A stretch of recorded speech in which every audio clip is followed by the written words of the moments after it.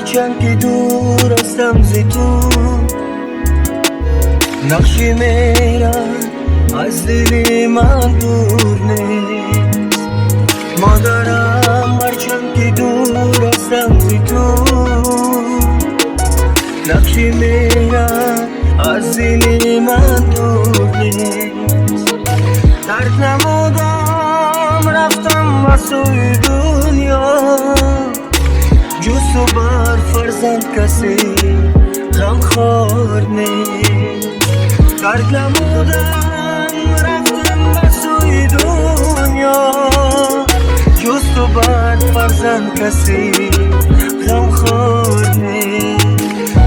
مادر به خیالی تو افسرده بود خونم، از سوز غم این دل میشونم شعر و آهنگم.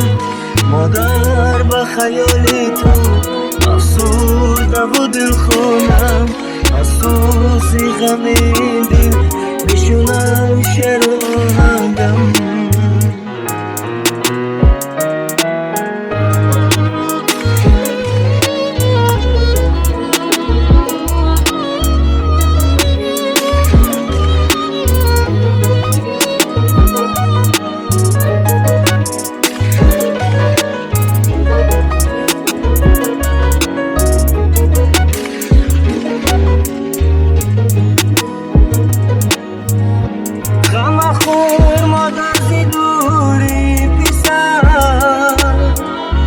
وقتی دیدار و ملاقات دور نیست، چون حیاتی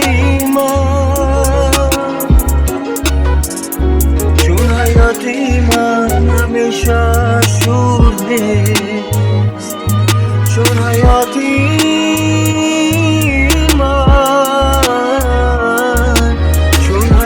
من همیشه شور نیست.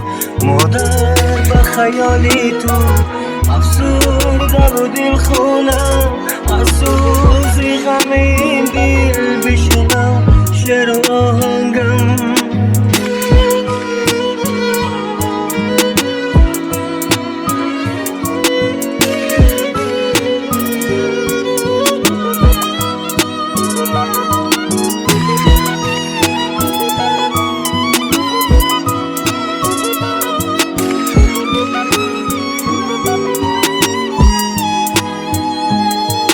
مادر به خیالی تو افسرده و دل خونم، از سوز غم این دل بشنم شعر و آهنگم.